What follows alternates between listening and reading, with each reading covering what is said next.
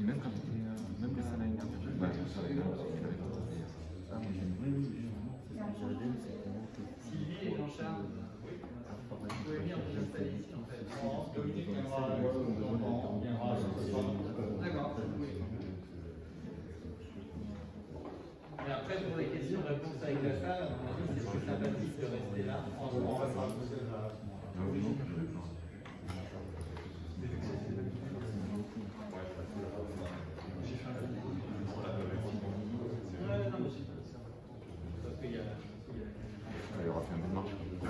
Bon, bonjour à ceux qui sont en vidéo. Est-ce que vous m'entendez? Oui, j'ai allumé le son, parce que là, on gère la salle en mode hybride. On va bientôt commencer. J'attends le top départ des équipes dans l'amphithéâtre. Donc là, pour l'instant, vous voyez le zoom et je vous ferai un partage d'écran quand les intervenants présenteront leur diapositive. Et vous voyez aussi Benjamin Méraud de l'INSEE qui arrive à s'interfacer un tout petit peu dans la vidéo du zoom.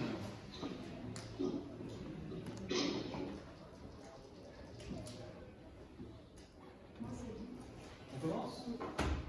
Eh bien, allez, on va pouvoir commencer. Donc, bonjour à tous et merci de participer aujourd'hui à distance pour certains, en présentiel pour d'autres, à cette deuxième conférence de l'année autour de la connaissance du territoire. Alors c'est un plaisir de se retrouver ici, même avec un masque, dans l'amphithéâtre, après plusieurs sessions qui étaient uniquement derrière les écrans. Alors les conférences, elles sont intitulées les rencontres du territoire. Elles s'inscrivent dans la stratégie régionale de la connaissance avec un objectif qui est de partager et de mettre en débat certains des grands enjeux de la région sud.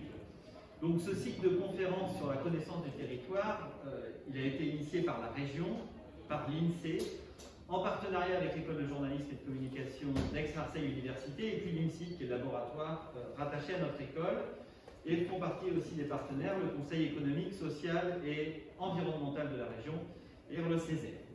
Donc aujourd'hui, on va débattre d'un sujet très important pour le territoire, la question du logement. Alors on le sait, la hausse continue des prix de l'immobilier ces dernières années a conduit beaucoup de Français à revoir leurs prétentions à l'achat, voire à se retrouver exclus de certains territoires ou alors être obligés d'être locataires, et puis les loyers, même dans certaines villes, dans certaines zones touristiques, eh bien, ils sont eux aussi très élevés. Donc l'accès au logement est vécu comme difficile par beaucoup de nos concitoyens. Donc traiter de la question du logement dans la région sud, c'est un immense chantier. Et c'est pourquoi on a choisi aujourd'hui finalement d'aborder cette question sous un angle particulier qui est celui des résidences secondaires, avec finalement toutes les questions que cela va soulever dans un territoire comme le nôtre, puisque la proportion de résidences secondaires est grande, elle est même très grande dans certaines zones, avec des conséquences majeures. Notre région, c'est la deuxième en France, après l'Occitanie, en nombre de résidences secondaires. Alors, est-ce que c'est une chance? Est-ce que c'est un problème? Ou est-ce que c'est les deux à la fois? Donc, il est difficile, évidemment, de statuer, car les choses vont être différentes d'un territoire à l'autre. C'est-à-dire, qu'est-ce qu'il y a de comparable, finalement, entre une station de ski au fond d'une vallée qui est par ailleurs peu urbanisée, et puis la Côte d'Azur, où les zones touristiques vont côtoyer des pôles de développement économique qui fixent, eux, une population résidentielle. Qu'est-ce qu'il y a de comparable aussi entre les grandes zones urbaines et la ceinture de parcs régionaux dans l'arrière-pays où on peut trouver beaucoup de résidences secondaires? Alors pour mieux cerner ces enjeux, on va s'appuyer aujourd'hui sur deux études qui sont complémentaires et elles abordent finalement chacune à leur manière la question des résidences secondaires, leur impact pour le tourisme, leur impact sur le dynamisme économique des territoires, sur les modes de vie des habitants. La première étude, elle sera présentée par Benjamin Méraud. Alors, pour ceux qui sont en amphi, il n'y a pas de souci. Pour ceux qui sont derrière la caméra, vous le voyez à mes côtés. Il est chef de projet d'action régionale à l'INSEE Provence-Alpes-Côte d'Azur. Et l'étude qu'il va nous présenter s'intitule « Qui détient les résidences secondaires ?» Et elle permet finalement de mieux comprendre la diversité des profils des détenteurs de ces résidences secondaires et puis aussi leur répartition sur le territoire. Alors, Benjamin Méraud, il va nous détailler les résultats de l'enquête qu'a menée l'INSEE. Je donne juste une indication, mais entre la Côte d'Azur, les stations de montagne par exemple, les profils des propriétaires de résidences ils vont être très différents. Rien à voir, alors n'hésitons pas, n'ayons pas peur des caricatures, hein, mais entre le Marseillais qui va investir à Vars pour ses week-ends au ski en hiver et le riche homme d'affaires russe qui va s'offrir une somptueuse villa sur les bords de la Méditerranée en Côte d'Azur. On s'en doute, l'impact sur le territoire sera très différent. Ça, c'est la première étude. Puis dans un deuxième temps, il y a une deuxième étude qui va être présentée, qui a été conduite par des universitaires, qui, elle, va souligner les enjeux d'une évolution actuelle qui est liée au développement de la location touristique grâce à des services comme Airbnb. Cette étude, alors là je pense, par ceux qui écoutent, si vous pouvez couper votre micro, il y a un effet, voilà, il y a un effet retour, un effet d'écho. Donc cette étude, elle s'intitule Airbnb en Provence-Alpes-Côte d'Azur, un nouvel acteur pour l'économie du tourisme. Donc elle va être présentée par Sylvie Roquia, qui est économiste au CREDEG à l'Université de Côte d'Azur. Donc elle va être rejointe aussi par, alors du coup, je ne sais pas, Emmanuel Thor, Dominique Thor qui va aussi la rejoindre, et par leur collègue Jean-Charles Briquet-Levier, qui lui est secrétaire général des maisons des sciences de l'homme et de la société Sud-Est. Alors, sans doute, le développement d'Airbnb n'est pas neutre, facilitant la mise en location de nombreux logements. Oui, ça peut menacer par exemple l'économie des hôtels. Mais Airbnb, on peut dire, tiens, ça peut aussi dynamiser des territoires où justement l'offre d'hébergement touristique était insuffisante. Et puis on le sait, dans les grands centres urbains, dans certaines zones touristiques, eh bien, Airbnb peut raréfier la mise à disposition de logements, cette fois-ci pour les résidents qui ont besoin de location de longue durée. Et c'est un aperçu limité, en tout cas des conséquences pour les territoires de ces nouveaux services d'hébergement. Et puis à la fin, après la présentation de cette étude, on entendra notre grand témoin, Mathis Stock, qui est géographe à l'Université de Lausanne et qui est spécialiste du tourisme. Donc il ouvrira le débat en questionnant ce que veut dire la notion de résidence, et de résidence secondaire en particulier. Ça veut dire quoi? Résider, comment on réside, qu'est-ce qu'une résidence secondaire? Puisque, on le sait, après 1 an et demi maintenant de crise sanitaire, nombreux finalement sont les propriétaires de résidences secondaires qui ont transformé ces résidences secondaires en seconde résidence, voire en presque résidence principale. Et puis, avec le développement annoncé du télétravail, ce genre de pratique risque de se développer, avec des conséquences nouvelles, dans ce cas-là, pour les territoires concernés. Alors, je les remercie sincèrement d'être tous présents aujourd'hui parmi nous, à Marseille. Et puis, avant de leur passer la parole et ensuite de vous passer la parole pour le débat et les questions de la salle, un dernier mot cette fois-ci sur le travail des étudiants en journalisme de l'école de journalisme et de communication d'Aix-Marseille Université, puisque dans le partenariat qu'on a avec la région et le lycée, les étudiants de l'EJICAM sont mobilisés pour la partie médias. Donc, ils vont réaliser des interviews de nos invités à la fin du débat. Vous pourrez les trouver ensuite, dans les montées bien sûr, sur le portail connaissance du territoire de la région. Ce sera sous forme de podcast, audio donc, et sous forme de vidéo. Vous pouvez aussi retrouver leur travail en lien avec la thématique de la conférence dans l'espace blog de Mars Actu et dans la programmation de Radio Grenouille. Et puis, le grand témoin, Mathis Stock, a rédigé une tribune qui sera publiée par la Provence le week-end prochain et qui permettra de prolonger les débats que nous allons avoir aujourd'hui. Bon, on parle de débat, donc place au débat. Alors, je vais céder la parole à nos intervenants et d'abord à Benjamin Méraud pour la présentation de l'enquête sur les propriétaires de résidences secondaires. Et en tout cas, n'hésitez pas, pour ceux qui sont en Zoom, pour ceux qui sont en présentiel, on les voit, c'est plus facile, mais pour ceux qui sont en Zoom, si vous avez des questions, à les poser dans le chat. Benjamin, je vous laisse la parole et je vais mettre du coup dans Zoom sa présentation. Merci beaucoup. Je ne sais pas si tout le monde m'entend, s'il y a besoin peut-être qu'il y a le micro, mais on va essayer de faire comme ça. Donc moi je vais vous présenter une étude qu'on a réalisée à l'INSEE en partenariat avec l'ADRIAL et le Conseil régional qui est sortie au mois de février et donc qui s'intitulait les résidences secondaires en Provence-Alpes-Côte d'Azur, qui les détient et qui profile territorial.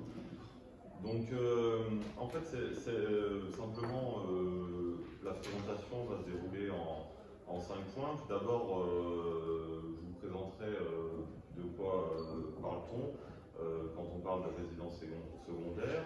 Ensuite, on fera un zoom sur les résidences secondaires dans la région. Où sont-elles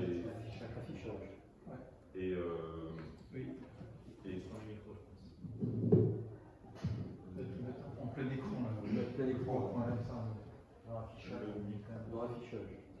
Je pense qu'il a mis. il a le micro. Oui, le micro est allumé. Donc voilà, je vous disais que le plan de la présentation, ça sera tout d'abord une petite présentation de quoi parle-t-on, enfin revenir sur le contexte. Ensuite, on précisera de quelles résidences secondaires on parle, où sont-elles dans la région et surtout quel est le profil de leurs détenteurs. Après, avec un zoom sur des profils territoriaux, comme ça a été dit, il y a une grande diversité, donc avec des enjeux totalement différents. Et enfin, on terminera sur une comparaison des évolutions entre les résidences principales et secondaires, notamment pour les questions de concurrence.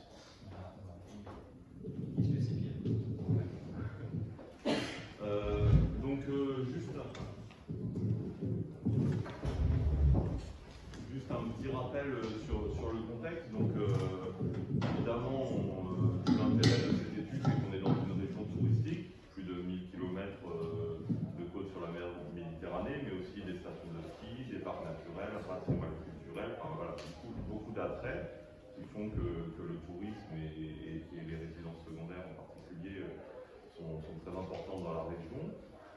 Pourquoi aussi cette étude? Parce qu'on a eu l'opportunité, avec une nouvelle source de données, de mieux connaître les détenteurs de ces résidences secondaires, donc ça lui reviendrait, et puis de nombreux enjeux de politique publique, comme ça a été évoqué dans la introduction, du développement économique à la vitalité des territoires, des questions de rénovation énergétique, évidemment de concurrence avec la question des prix, à la fois à la demande de logement à l'année et aussi l'hébergement touristique.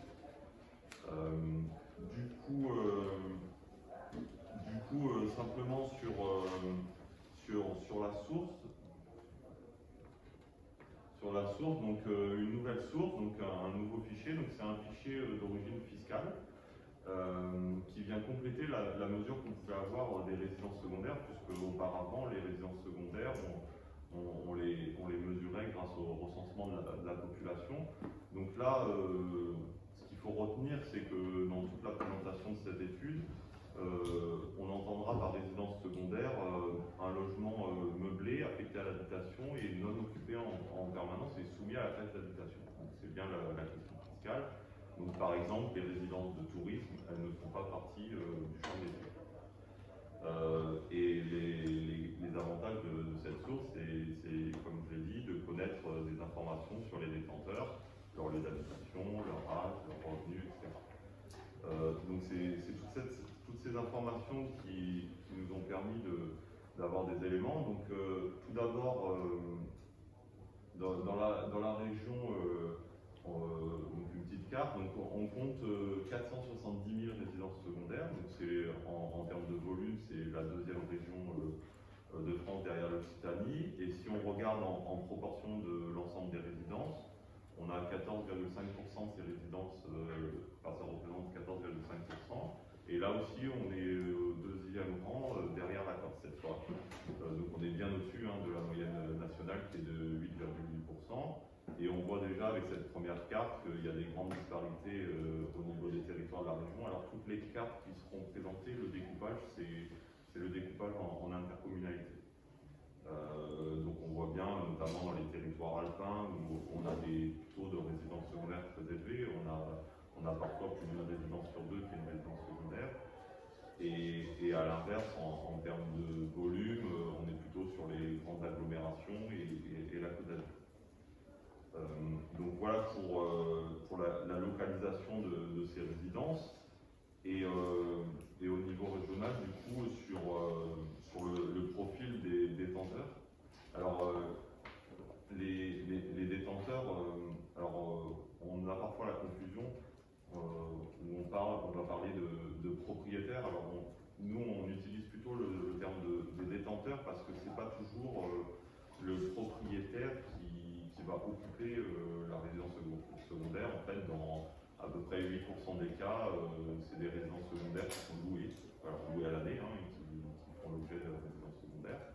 Et on a aussi le cas de résidences secondaires qui sont détenues par des personnes morales, alors essentiellement des SCI, souvent familiales. En tout cas, voilà, une forme un peu particulière. En termes de profil, donc de ces détenteurs, on a des personnes plutôt âgées, 71% ont plus de 60 ans, qui les détiennent souvent qui sont plutôt des ménages aisés. Alors c'est le cycle de la vie assez classique. La plupart du temps, ils sont aussi propriétaires de leur résidence principale, qu'ils ont acheté dans un premier temps et ensuite, avec des économies de côté, ont pu acheter aussi dans les résidences secondaires, mais on a aussi d'autres profils. Et puis, un quart de ces résidences sont détenues depuis 20 ans, donc on voit aussi un peu l'aspect transmission, héritage, etc., mais que là, pour le coup, on n'a pas pu mesurer. Et sur le profil des logements, donc c'est des résidences plutôt anciennes, beaucoup ont été construits dans les années 70-80, alors les flancs neige, flancs littoral, etc. Donc on a eu un essor très important des résidences dans ces années-là, mais on verra aussi que ça a, il y en a toujours des constructions actuelles. Donc ça c'est sur le grand profil un peu général des détenteurs des résidences sur la région, mais qui est le même partout en France. Hein. Ça c'est dans les grandes lignes, il n'y a pas forcément de particularité régionale là-dessus.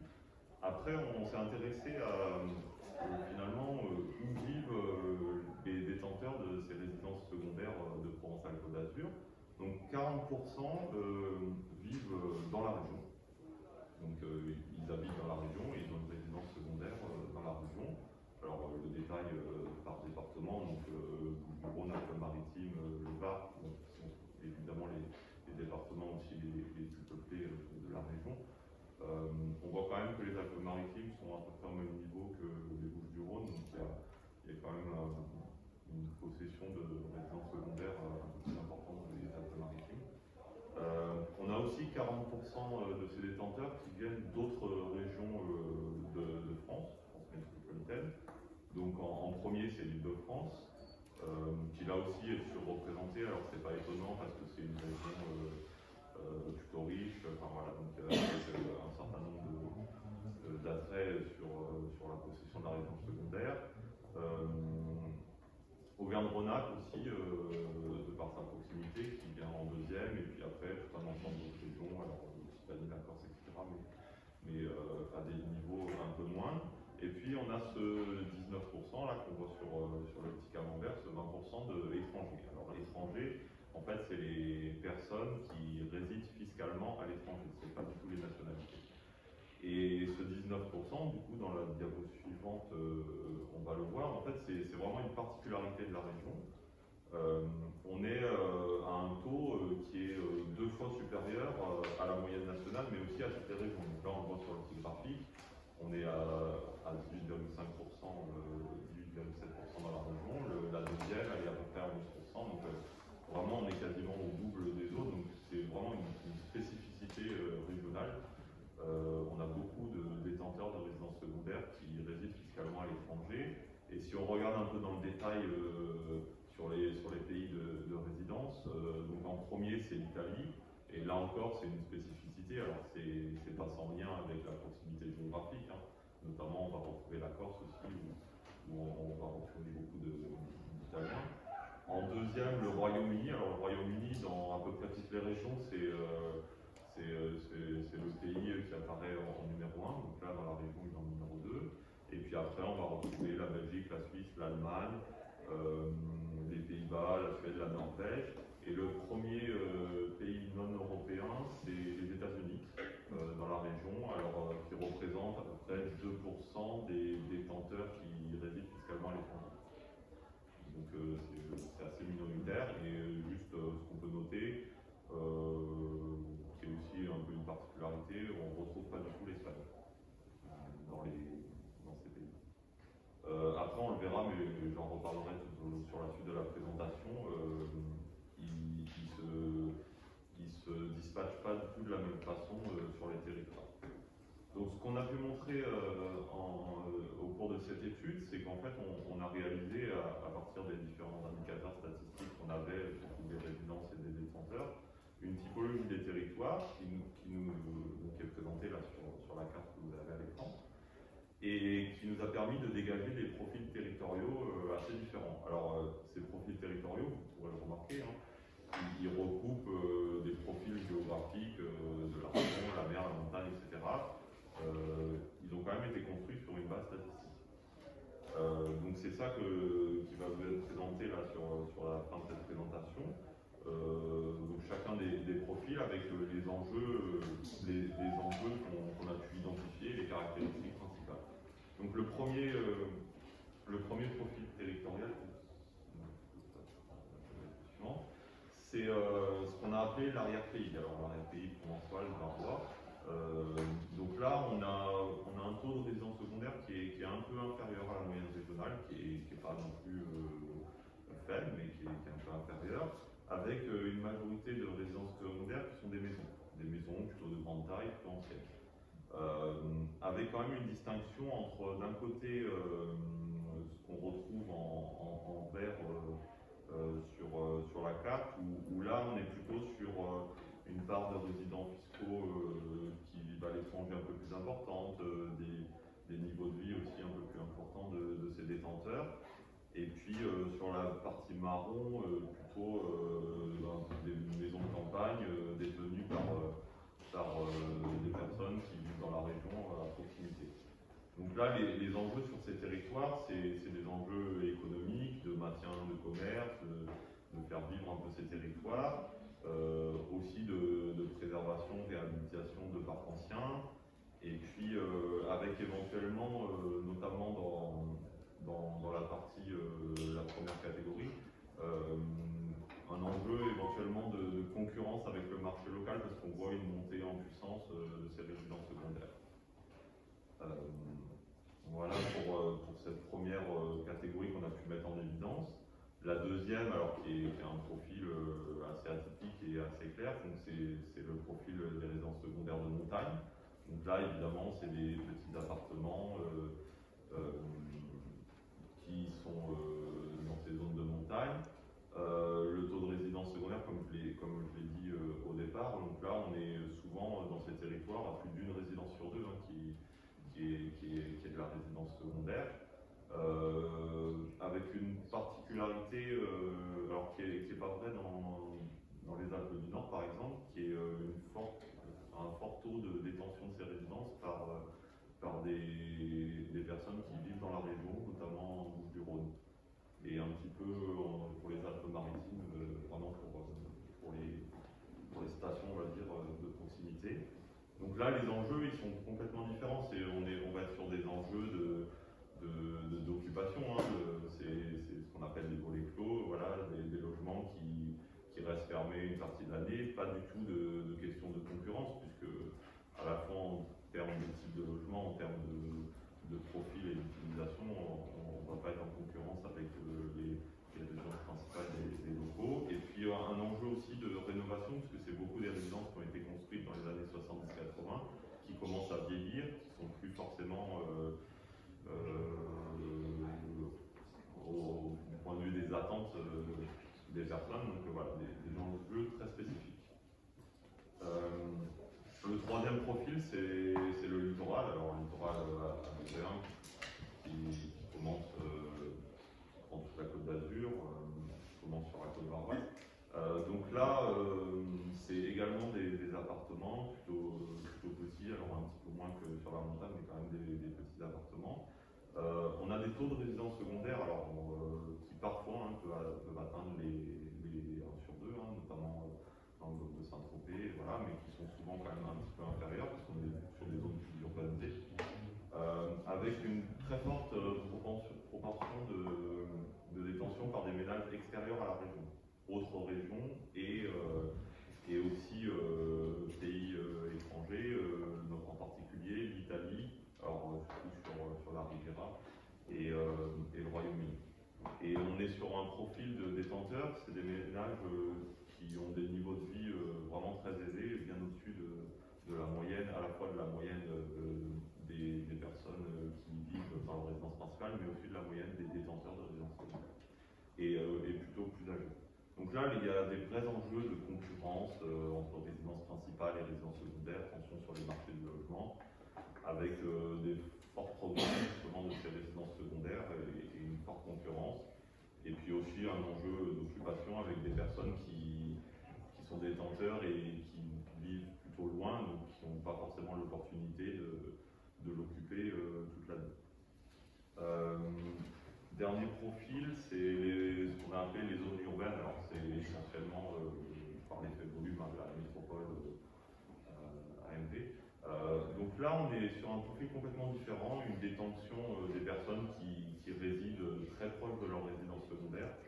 On est sur des taux faibles, dans le secondaire évidemment, avec des ménages moins aisés et plutôt jeunes. Donc là, on est vraiment sur un profil particulier, avec une croissance sur les dernières années qui est plutôt forte, notamment sur Marseille. Et donc, on imagine que c'est un profil d'investissement pour du Airbnb, donc, ce qui fera le lien avec l'étude suivante. Juste pour faire un petit point sur ces évolutions, donc, sans revenir trop loin en arrière, on a regardé l'évolution des résidences principales et secondaires depuis les années 90.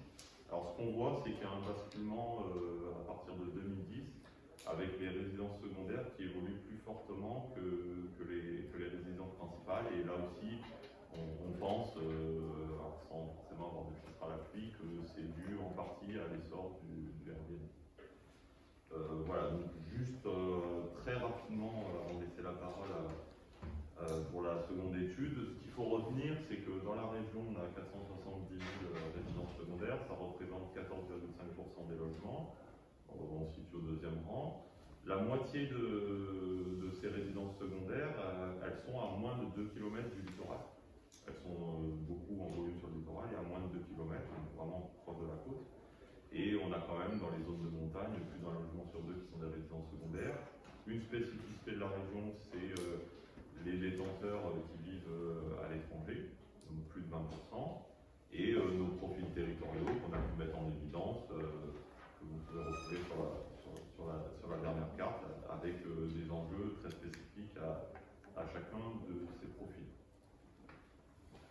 Donc voilà, et simplement toutes ces publications, et pour ceux que ça intéresse, une publication aussi nationale qui est parue le 25 août. Donc si vous voulez avoir des comparaisons de la région avec les autres régions de France, donc vous pourrez retrouver ça sur notre site sur lycée.fr. Donc voilà. Merci beaucoup.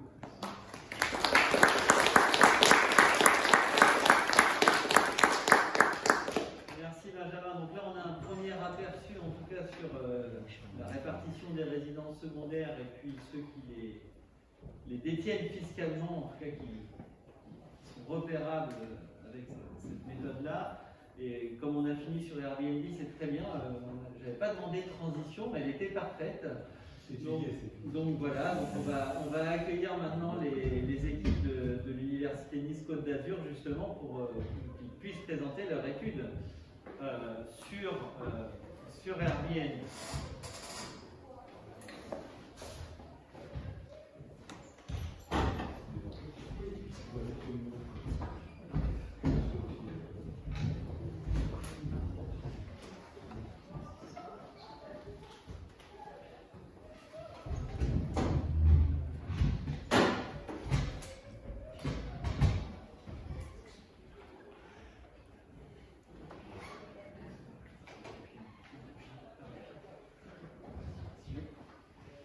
Bonjour à toutes et tous, je me présente Sylvie Roquial de l'Université Côte d'Azur et je suis ravie aujourd'hui de vous présenter une étude que nous avons menée avec mes collègues de l'Université Côte d'Azur et de la MSHS Sud-Est et en partenariat avec la région Sud qui a financé notamment l'achat de données et avec qui nous avons aussi travaillé. Alors, cette étude est publiée, je crois, sur le site de la région. Est-ce que le rapport oui, est en ligne. Et donc là, je vais me contenter de présenter un panorama de cette étude, des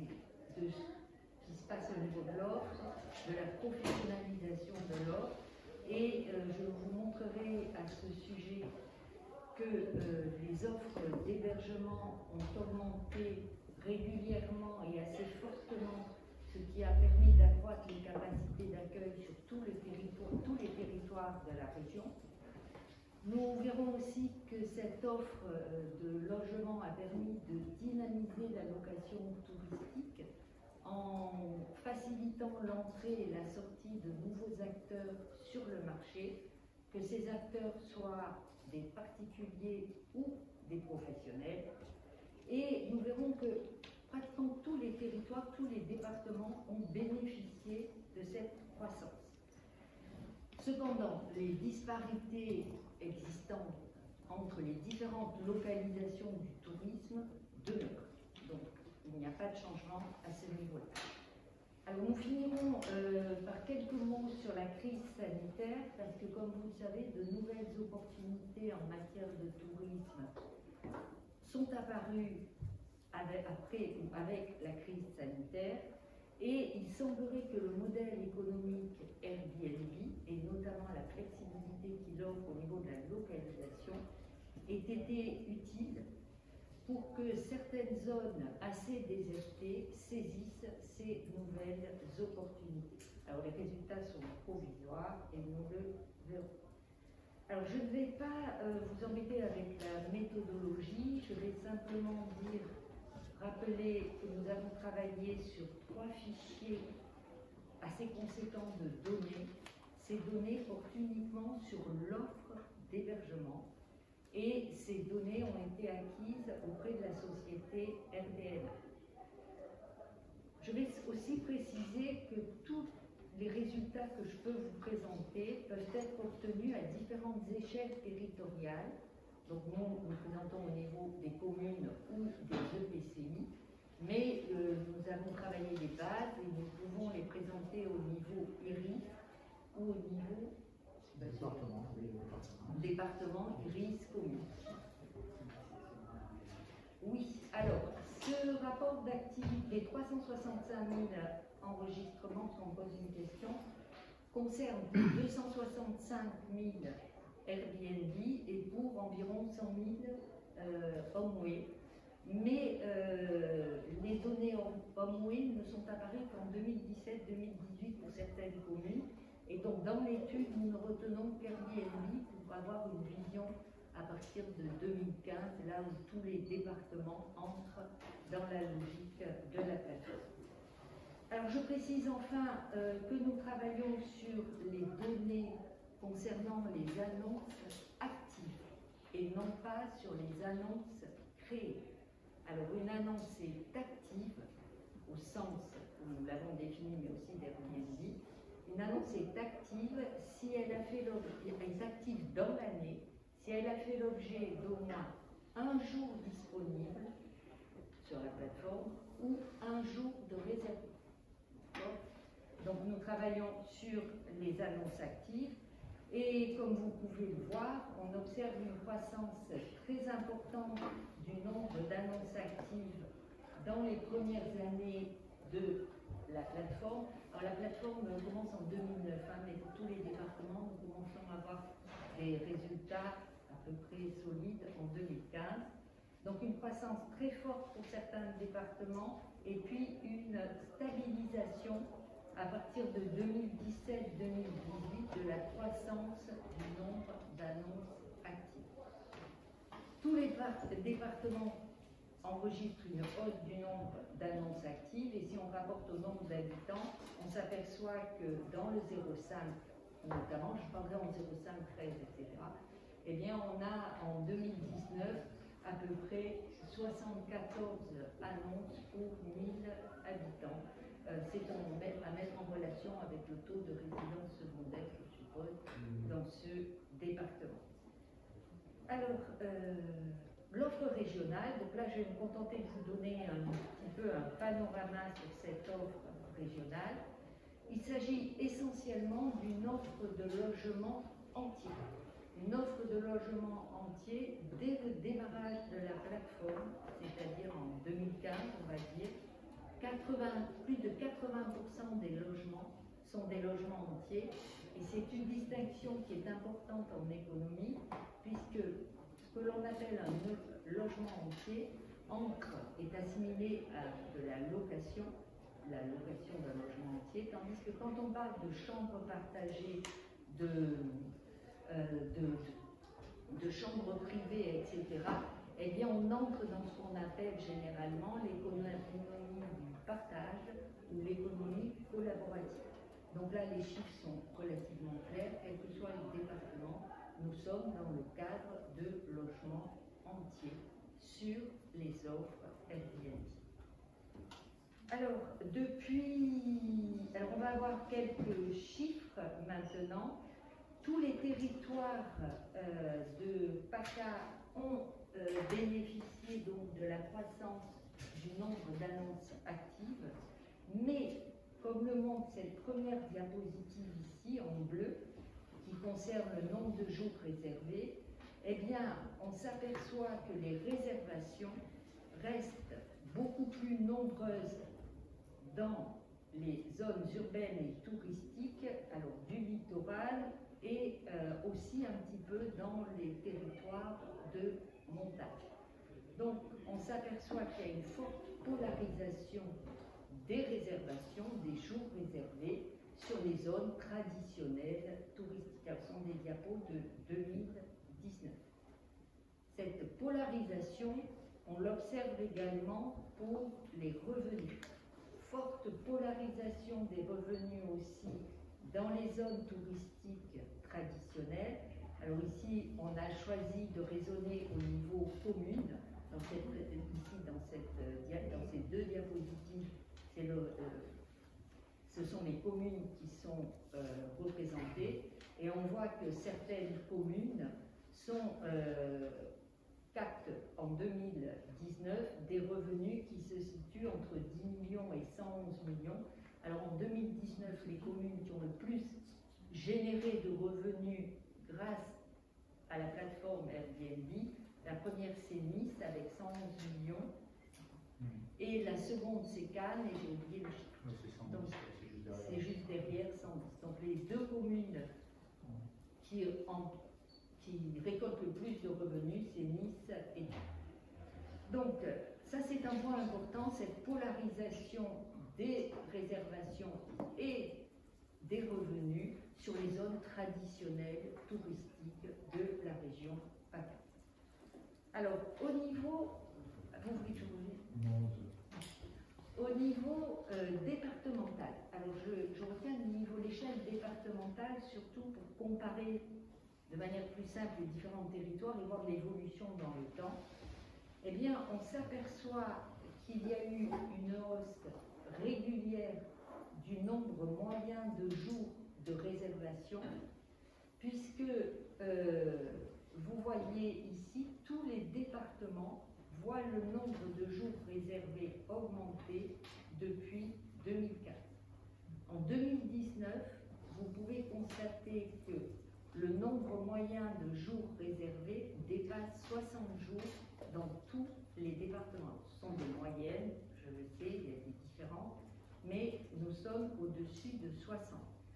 Alors, je n'ai pas repris le tableau, mais pour 2020, tous les départements sont descendus en dessous de 60. On s'y attendait, évidemment. Alors, une comparaison maintenant des tarifs, parce que le nombre de jours moyens de réservation, ça donne une idée de l'activité, mais ça n'induit rien sur les revenus. Il y a des effets de gamme, on peut vous en parler après au niveau des villes, mais une idée des tarifs, il y a quand même une spécificité assez forte du 0,6. Le tarif journalier moyen par tête, on a raisonné par tête au niveau Airbnb.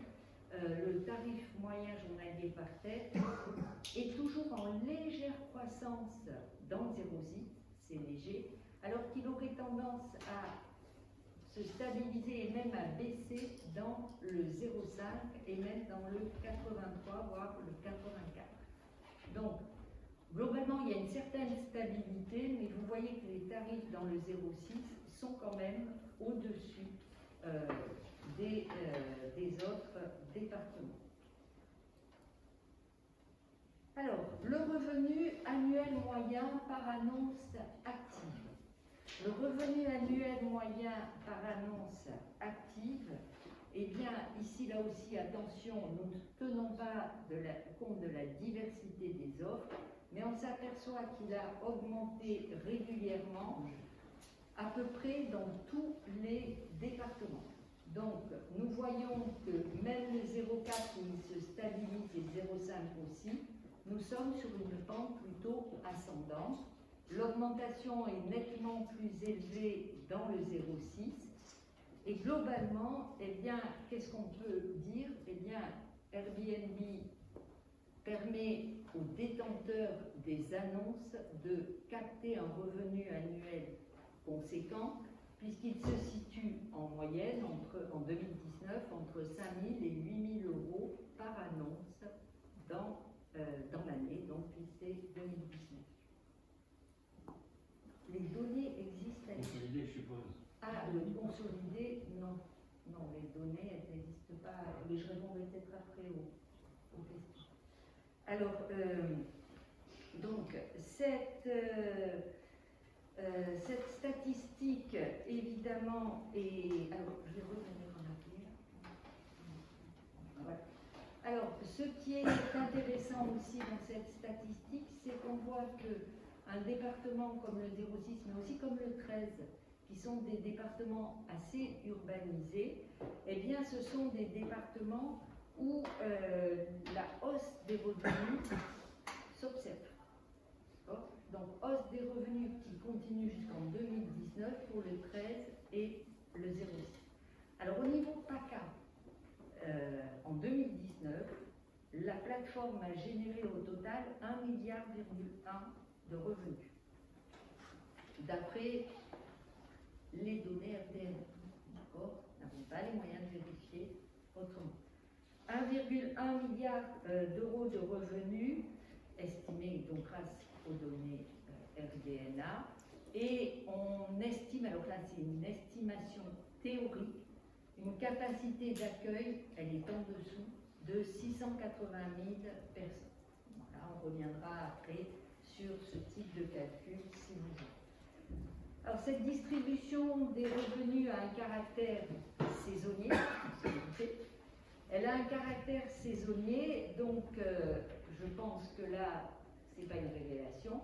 Ce qui est assez intéressant, c'est qu'on voit que l'un des départements conserve une spécificité forte par rapport aux autres, puisque en rouge, vous avez en fait la distribution des revenus du 0,5, et les Hautes-Alpes, effectivement, ont une distribution des revenus dans laquelle le tourisme d'hiver génère, à partir de 2017 notamment, c'est-à-dire lorsque la plateforme arrive à maturité dans ce département, eh bien, le tourisme d'hiver sur Airbnb génère relativement plus de revenus que celui d'été. Donc vous voyez que la distribution, sur une année, elle est bimodale pratiquement, vous avez plus de revenus générés par la plateforme en hiver qu'en été, ça rejoint aussi d'autres travaux dans le domaine.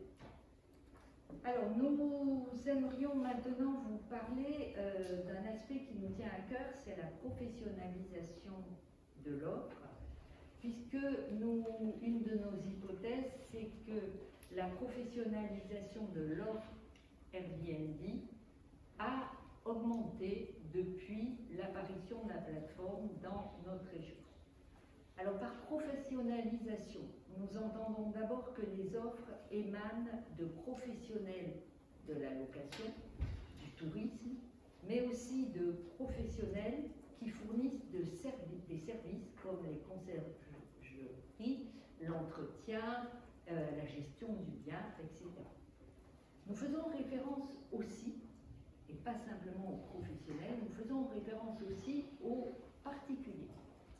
Parce que plus les particuliers sont sur la plateforme, plus ils développent leurs compétences. Et pour rester sur la plateforme et engranger des revenus, il faut des compétences en matière de fixation de prix, en matière de communication, en matière de gestion de logement. Donc, les professionnels existent, mais les particuliers qui restent sur la plateforme longtemps et qui gagnent de l'argent sur la plateforme deviennent aussi des professionnels en matière de gestion locative. Nous n'avons aucun moyen statistique pour repérer, nous reviendrons si vous voulez sur ces questions, sur la base des données RDNA, les professionnels des individus. Donc pour estimer ces professionnels, cette tendance à la professionnalisation, nous avons retenu en lien avec la littérature deux éléments. Tout d'abord, le poids des hôtes multi-annonces dans l'offre Airbnb. Alors nous avons utilisé la typologie suivante. Nous regardons les hôtes qui détiennent un seul bien, les monos, les bi, parce que dans la région, beaucoup de hôtes ont 2 appartements, et puis après ceux qui ont 3 annonces minimum dans la région. Et puis nous avons aussi regardé le nombre de jours réservés dans l'année, parce qu'en principe, un hébergement qui est loué plus de 120 jours dans l'année ne peut pas être une résidence principale. Donc nous regardons ces 2 critères, poids des hôtes multi-annonces et nombre de jours réservés. Alors je ne vais pas vous présenter toutes les statistiques, mais juste regarder la répartition des revenus selon le nombre d'annonces actives gérées par hôte. Et je vais d'abord regarder les hôtes qui ne gèrent qu'une seule adresse. Donc au bas du schéma 1, ce sont les hôtes qui n'ont qu'une seule annonce. Et vous avez ici le poids dans la distribution des revenus de ces hôtes. Donc vous voyez qu'en 2015, il n'y a pas la légende, bon, vous la voyez Sous la vidéo. Alors vous voyez qu'en 2015, donc ici, là-bas, ces hôtes qui n'ont qu'une seule annonce, ils captaient environ 58% des revenus de 2015.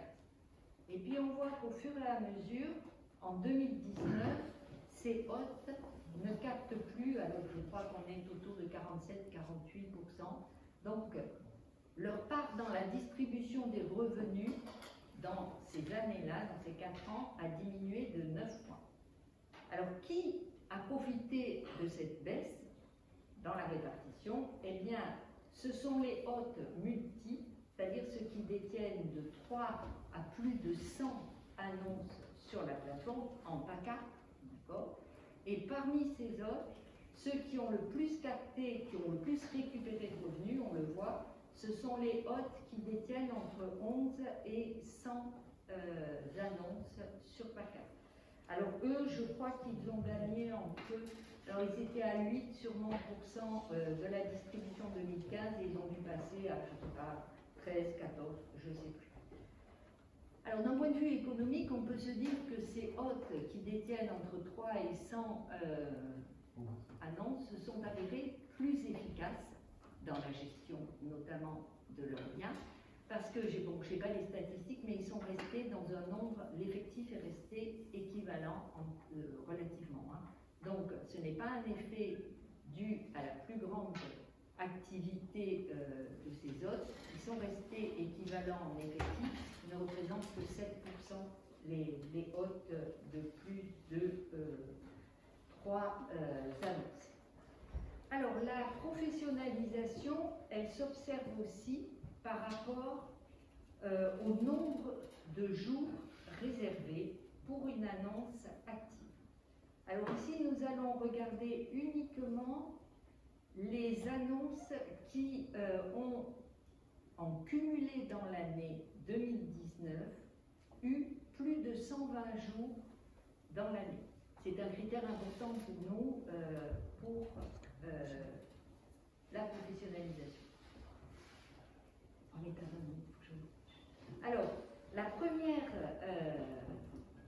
les premières bulles orange concernent les départements. On voit que le 13 et le 06, eh bien, pour les 2 départements, vous avez à peu près entre 17 et 20% des biens réservés qui sont des biens réservés plus de 120 jours dans le 13 et le 06.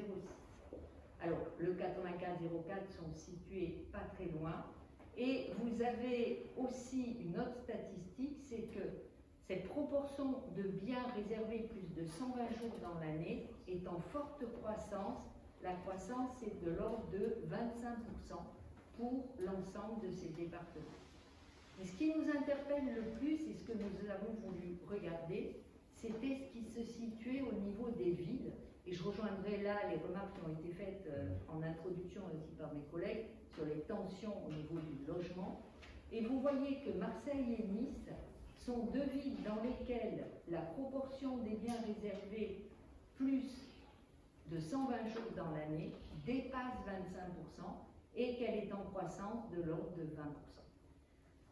Donc évidemment, ce tableau interroge sur les effets de la présence Airbnb dans les milieux urbains et sur toutes les tensions que ça peut provoquer.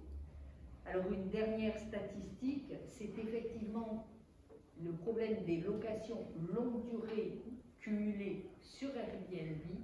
C'est un problème que l'on rencontre dans les grandes communes. Même si vous allez voir c'est un problème marginal, c'est un problème spécifique aux grandes communes. Alors, pour comprendre ce tableau, ici, vous avez les durées de location. Donc, les biens qui sont loués moins d'une semaine dans l'année, 15 jours, mais après 2 à 3 mois cumulés dans l'année, 4 mois, 6 mois, 9 mois et plus de 9 mois. Donc là, la durée de location, et dans les couleurs, les vertes, ce sont les grandes communes, plus de 100 000 habitants. Et bien, on voit que les biens qui sont loués plus de 9 mois cumulés dans l'année, donc plus de 9 mois cumulés dans l'année sur Airbnb, eh bien à 64% de ces biens sont situés, c'est le vert, dans les communes de plus de 100 000 habitants. Et vous voyez aussi que ceux qui sont loués entre 6 et 9 mois sont aussi en grande partie, 40 et quelques pourcents, situés dans les grandes communes. Donc effectivement, on a un problème de location cumulée longue durée dans les villes, même si statistiquement, ça ne représente pas grand-chose. Alors je me dépêche. La crise sanitaire. La crise sanitaire, les résultats sont provisoires, les statistiques ne sont pas consolidées. Ils confirment ce que ont montré les travaux de l'INSEE ou même du CFP, tous les indicateurs s'effondrent. Donc, nous rejoignons l'avis général. Nous voulons simplement montrer que tous les indicateurs s'effondrent, mais qu'il y a quand même eu une réactivité, une réaction de certaines zones, et notamment du 0,4, quand on regarde le nombre d'annonces actives. Eh bien, dans le 0,4, le nombre d'annonces actives sur Airbnb a continué d'augmenter. C'est le seul département où il y a une croissance du nombre d'annonces actives en 2020 par rapport aux autres départements. Ça n'empêche pas le 0,4 de subir les effets de la crise. Tous les départements vont voir le nombre de jours réservés diminuer. Mais comme vous pouvez s'y attendre, les baisses sont moins fortes dans 0,4 et dans 0,5. En revanche, conformément à ce que montre l'INSEE aussi, le département le plus touché, c'est le 0,6, qui voit le nombre de jours réservés baisser de l'ordre de 48%.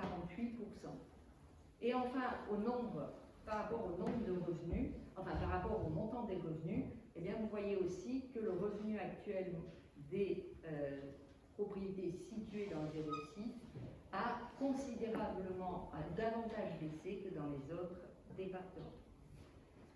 Alors, pour les conclusions, on va peut-être en discuter tout à l'heure. Eh bien, je rejoindrai mes collègues pour dire que l'étude mérite d'être continuée pour voir ce qui se passe d'abord en 2021 et pour voir si les données de 2020 sont confirmées ou pas. Et puis, nous sommes en train de prolonger l'étude sur l'impact que pourrait avoir et qu'a eu la crise sur le marché immobilier, les marchés immobiliers,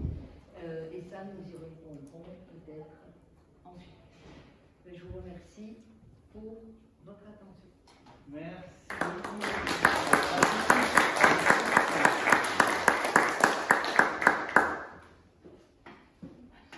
Alors, on dit que l'espace disque est insuffisant, donc à partir de Magistock, c'est la caméra qui est dans l'amphi qui prendra le témoignage. Mathis, je vous invite à venir parmi nous. Là, on a le chat qui réapparaît, donc Mathis intervient sans PowerPoint, donc vous pouvez le voir à l'écran, en plein écran.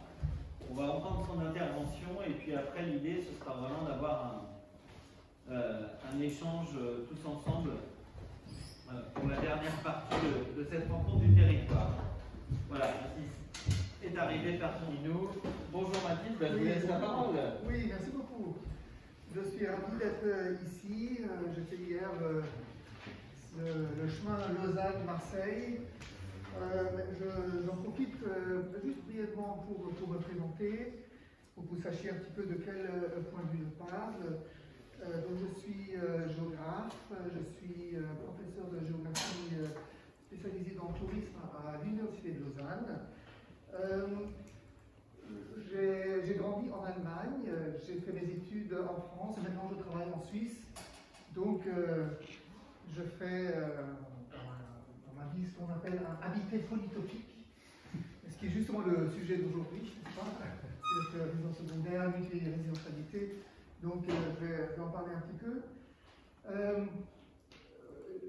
Les études sur lesquelles je vais intervenir sont passionnantes et m'intéressent notamment parce que je conduis actuellement une recherche avec des collègues de l'Université de Lyon sur le eurotourisme, ce qu'on appelle eurotourisme, le surtourisme, et notamment dans ces aspects de quantification. Et donc ici, on est vraiment un des sujets qui me passionne, c'est-à-dire comment est-ce qu'on quantifie aujourd'hui à travers ces questions d'ordre statistique ou bien avec les big data, je vais y revenir. Donc je travaille sur les questions de habiter, mobilité, tourisme, et peut-être un dernier point, je dirige la revue scientifique qui s'appelle Monde du tourisme, qui est une revue en ligne, qui est une revue interdisciplinaire, donc il n'y a pas que des géographes dedans, et qui est une des revues de référence dans le monde francophone sur le tourisme. Donc je viens de le dire, j'ai trouvé les deux études passionnantes, j'ai noté plein de choses, plein de détails, mais peut-être je vais essayer plutôt de pointer quelques enjeux. Je crois que j'ai 20 minutes, c'est ça? Exactement. Quelques enjeux qui se dégagent pour moi.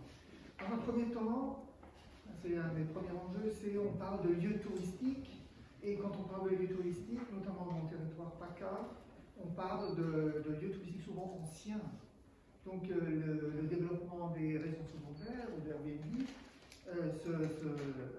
s'insère dans un développement souvent ancien, assez classique, qu'on retrouve un petit peu dans tout type de lieux touristiques. Et peut-être pour donner un éclairage depuis la Suisse, nous avons exactement les mêmes problèmes de ce que vous appelez les volets clos, ce que nous appelons les lits froids. Donc, c'est-à-dire des régions secondaires non occupées une très grande partie de l'année. Et en Suisse, il y a une régulation maintenant. Dès que le taux de régions secondaires dépasse les 20% par commune, eh bien, il y a interdiction d'en construire de nouvelles. C'est une régulation récente, issue d'une votation. Donc ça, c'est un point intéressant, où peut-être l'un des enjeux, c'est justement, éventuellement, la question de la régulation. Et pour Airbnb, c'est comparable. Bon, il y a une évolution de la régulation juridique d'Airbnb dans les villes européennes, un petit peu différent selon les pays, mais ça c'est un point très important, un enjeu très important.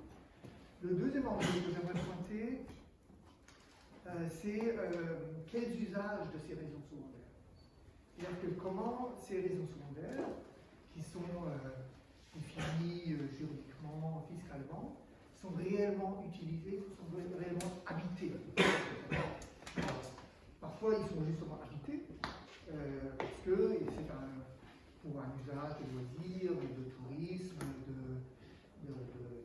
de travail aussi, hein.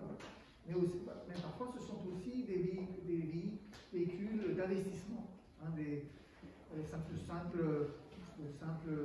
moyens d'investissement.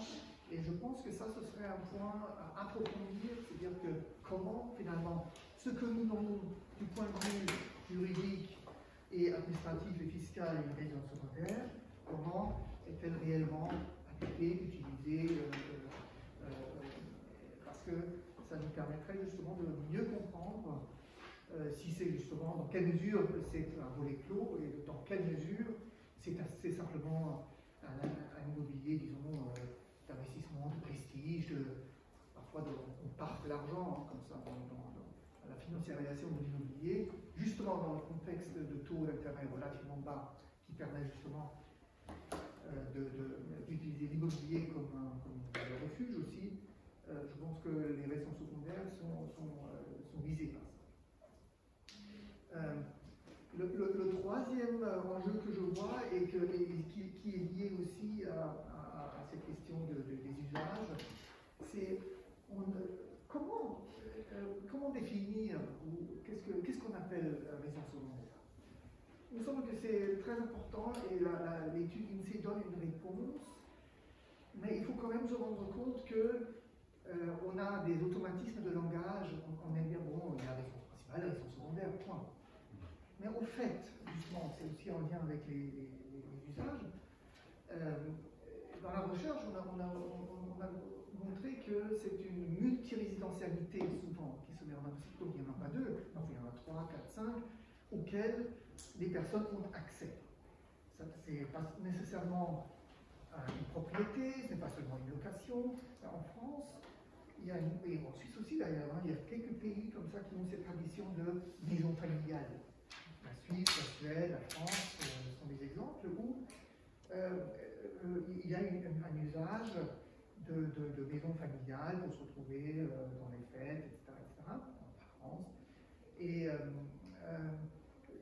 donc ça va au-delà, je dirais, de ce qu'on appelle résidence secondaire, puisque c'est justement attaché simplement à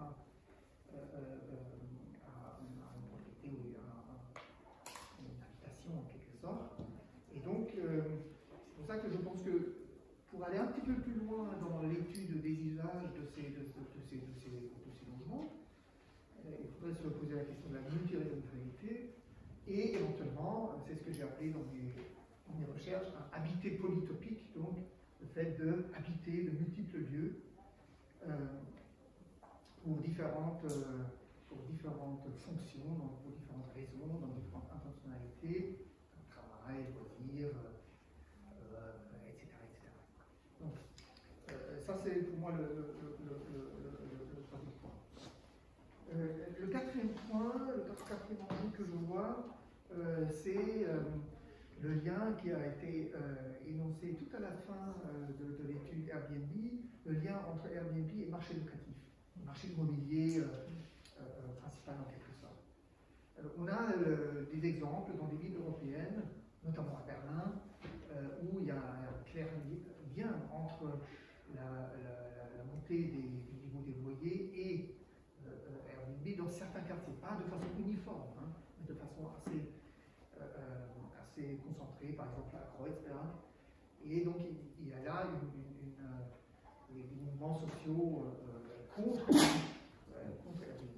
Donc ça, ce sont des enjeux que je vois sur le lien entre Airbnb et marché locatif.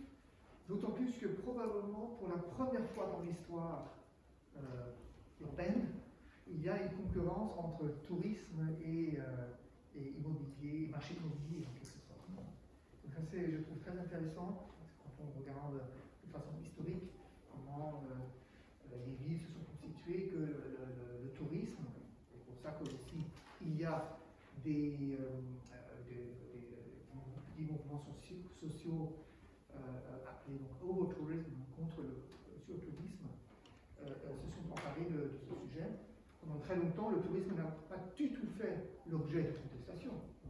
C'était vraiment toujours bien d'avoir des touristes parce que c'est une base économique importante.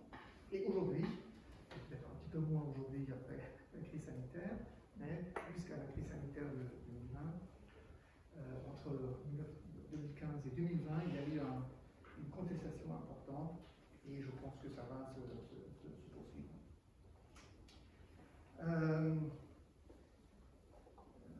Alors j'ai encore quelques points. Il me semble que ces deux études, ce qui m'a beaucoup intéressé, et je crois que c'est aussi un des enjeux pour la connaissance des territoires, puisqu'on est aujourd'hui dans une conférence sur la connaissance des territoires, c'est le passage ou la double emploi des données quantitatives, de la quantification. On a des registres administratifs, on a des enquêtes, hein, ce sont les deux sources traditionnelles de la quantification, notamment en France, l'INSEE. Et il se pose la question, ou je me pose la question, de ces nouvelles, d'une troisième source éventuellement, que sont les big data, le numérique. La numérisation, les multiples traces numériques que les touristes laissent, nous laissons aussi dans le quotidien, et qui sont justement exploitables à travers les plateformes de réservation comme Airbnb, pose une question, un enjeu, je crois, de la connaissance des territoires. On peut avoir peut-être une nouvelle nature d'une connaissance, d'un savoir sur les territoires. Et donc, en ce sens qu'il y a de nouvelles modalités de la quantification qui sont dorénavant possibles, et qu'on peut appeler big data, données massives.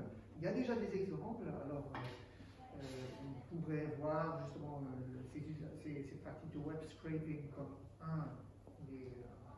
une des modalités.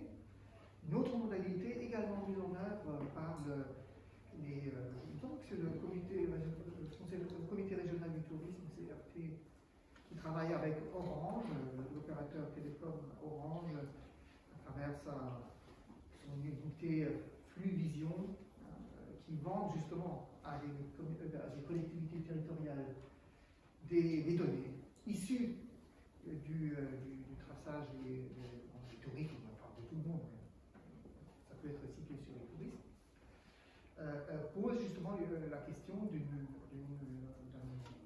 nouvelle modalité, d'une nouvelle nature de la connaissance sur le territoire, qu'on a un petit peu, dont on discute beaucoup depuis quelques années, mais qui est relativement peu mise en œuvre.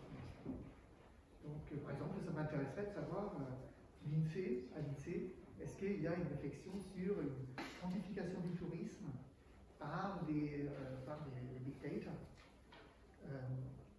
et c'est aussi d'ailleurs l'objet de mon projet de recherche actuel.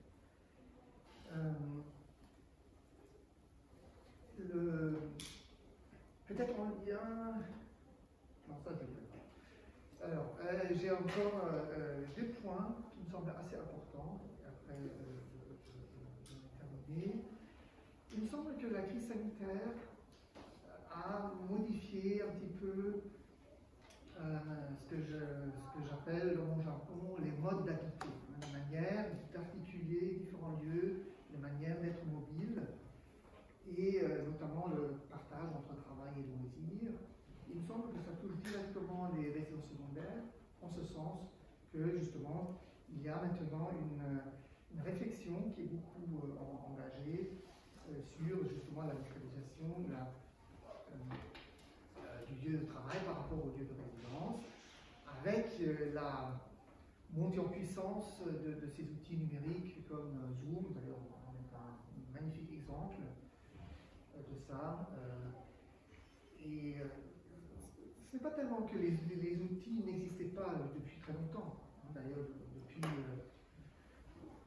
il me semble, 40 ans, on se pose la question du télétravail, au moins depuis 40 ans. En revanche, la crise a opéré comme un accélérateur de ce mouvement, Et donc, il y a de nouvelles mobilités qui se mettent en place, de nouvelles résidentialités qui se mettent en place. Donc, il y a, en fait, on pourrait réfléchir en termes d'un triptyque entre mobilité, résidentialité et usage du numérique. Et ces nouvelles formes d'habiter, et donc aussi les nouvelles formes d'occupation des résidences dites secondaires, et aussi d'Airbnb, se font au croisement de ces trois dimensions. Mobilité, résidentialité et technologie numérique, qui sont les trois, disons, manières, trois bases du rapport à l'espace des individus. Et donc, notamment, les usages numériques ont déjà bouleversé et continueront probablement à influencer la manière dont on vit et dont on utilise aussi les résidences. Alors, un dernier point, il me semble que ça n'a pas été évoqué, c'est le problème de la transition écologique. Alors, pareil, on en parle depuis très longtemps, la conférence de Rio il y a 30 ans, mais il me semble que les mouvements sociaux sont de plus en plus présents. Les États sont obligés d'agir aussi, et ça a aussi des conséquences sur la régulation du tourisme. On dit aujourd'hui que ben voilà, il faut davantage réguler le tourisme pour minimiser les impacts environnementaux. Ça, c'est un point, je pense, très important, mais il n'y a pas que le tourisme qui est disons que ce n'est pas le tourisme en tant que tel qui est problématique, c'est une espèce d'industrie touristique qui convient probablement de réguler. Mais la même chose est vraie aussi pour les formes d'urbanisation liées par exemple aux réseaux secondaires. Il y a une extension urbaine, alors sur le littoral, c'est le cas depuis très très longtemps, ce n'est pas du tout nouveau. En revanche, il y a un enjeu dans la maîtrise aussi de l'urbanisation, lié aussi aux réseaux secondaires, mais aussi lié à un usage, disons, financier de cet immobilier qui amène à une urbanisation très étendue. Et on voit très bien dans Dakar cette extension de l'urbanisation. Alors voilà, je crois que ce sont les différents points que je voulais aborder. Merci beaucoup pour votre attention. Et merci aussi éventuellement pour les questions.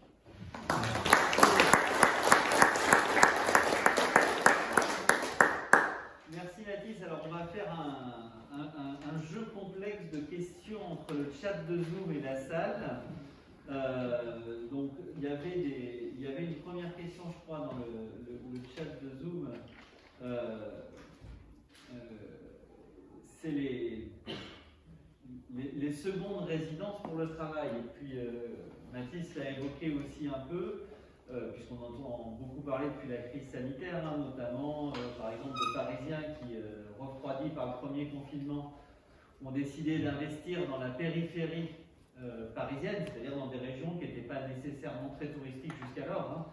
Lyon, la Nièvre, etc., régions que je connais bien pour des raisons familiales, et effectivement c'était plutôt des régions vidées de leurs habitants et des touristes. Est-ce que justement, Mathis Torck, on n'est pas en train d'assister, en tout cas dans certains territoires, à une décorrélation entre résidence secondaire et flux touristique, et une recorrélation entre finalement résidence secondaire et proximité avec des grands pôles urbains d'activité? Oui, je pense que c'est exactement la question actuelle. Quels sont les usages de ces résidences secondaires, dites secondaires? Je veux bien dire résidences dites secondaires, pour créer un petit peu un effet de distance, mais c'est exactement l'enjeu.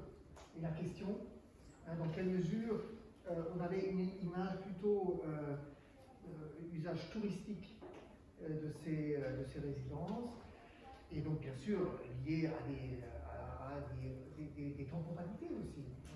Il me semble que c'était assez intéressant dans l'étude Airbnb aussi, où on montrait que certains départements de montagne, justement, sont pleins en hiver, mais vides en été. Et donc il y a de nouvelles temporalités, puisque les usages se modifient. Et donc il y a une nouvelle connexion avec les grands pôles urbains. Exactement.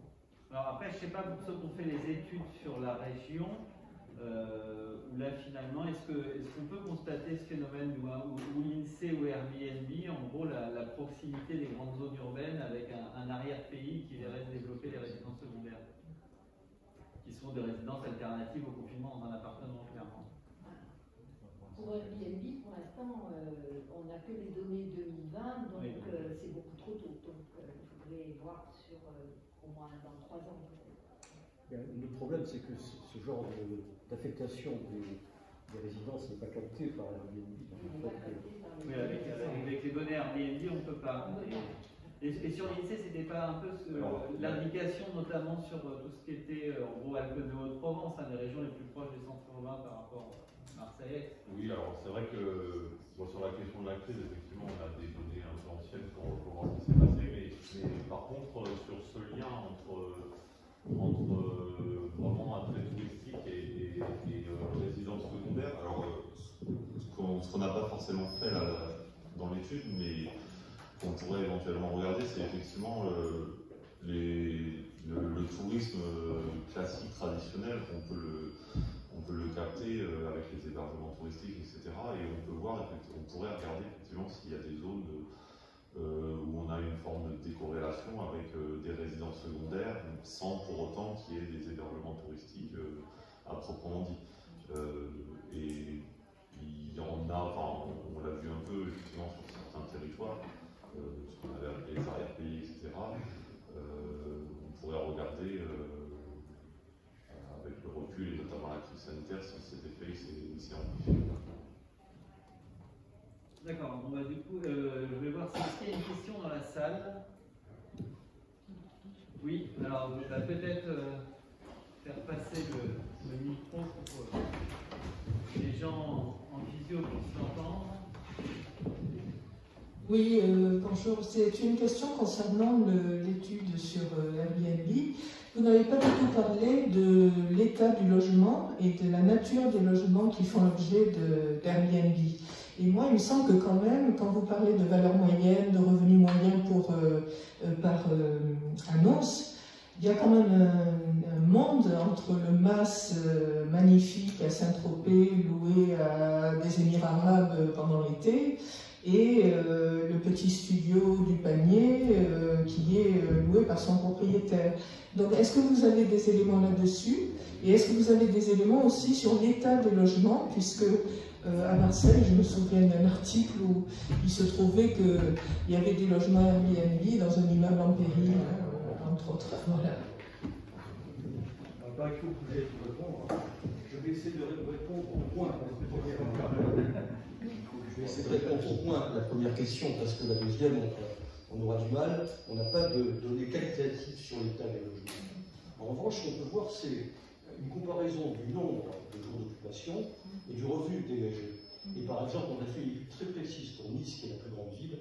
Et là, on s'aperçoit qu'entre les quartiers de Nice, prenons des quartiers du vieux Nice, qui sont des quartiers des petits logements, et ben, ces quartiers ont des taux d'occupation qui sont 4 fois supérieurs aux quartiers résidentiels, des collines, par exemple le Boron, des collines environnantes, avec un revenu qui est équivalent. C'est-à-dire qu'on a là-dessus la réponse à votre question, c'est-à-dire qu'on a des petits appartements exigus, bon marché, au niveau des villes, pour aller vite, et des appartements au contraire résidentiels, avec piscine d'entraînement, etc., dans les collines et les endroits dans lesquels le taux d'occupation ne dépasse pas 2 mois par an, alors que dans les villes, on est dans le dehors de 6 mois et plus.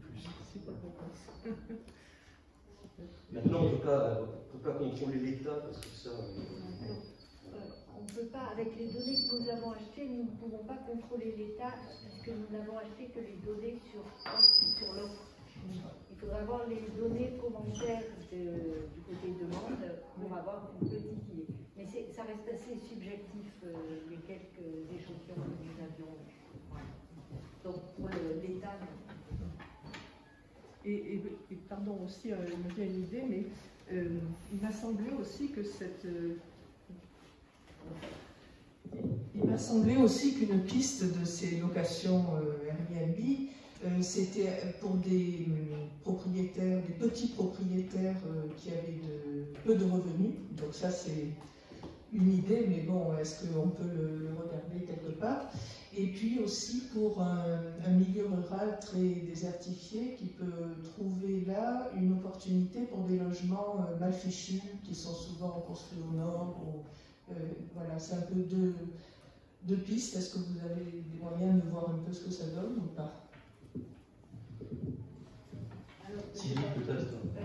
Pour les revenus, comme on peut regarder par quartier, on peut avoir, grâce aux données INSEE, etc., avoir le revenu moyen du quartier et on voit si la plateforme génère des revenus importants.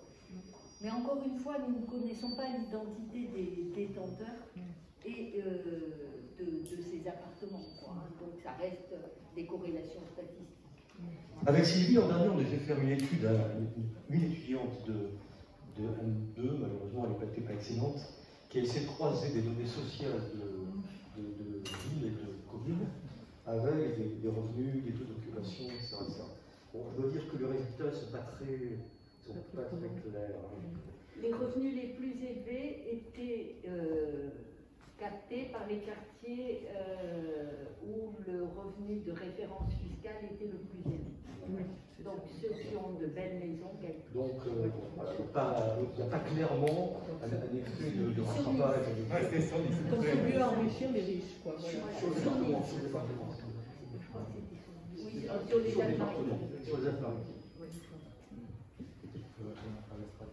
Peut-être juste pour compléter sur ce point, ce qu'on a pu mettre en évidence, parce qu'effectivement, on ne sait pas si c'est du Airbnb, la location, mais on connaît quand même le profil des détenteurs des résidences secondaires et ce qu'on a pu mettre en évidence sur Marseille notamment, c'est qu'on a un profil assez atypique avec justement des détenteurs qui sont plus jeunes, qui ont des revenus plus faibles et donc sans certitude évidemment que ça soit avec un objectif de Airbnb, mais on imagine bien que c'est le cas et donc là on est vraiment sur un profil particulier de personnes, de ménages plutôt jeunes, un peu moins aisés, qui vont faire de l'investissement dans le but unique d'acheter une résidence pour la louer probablement une grande partie de l'année et en tirer des revenus complémentaires.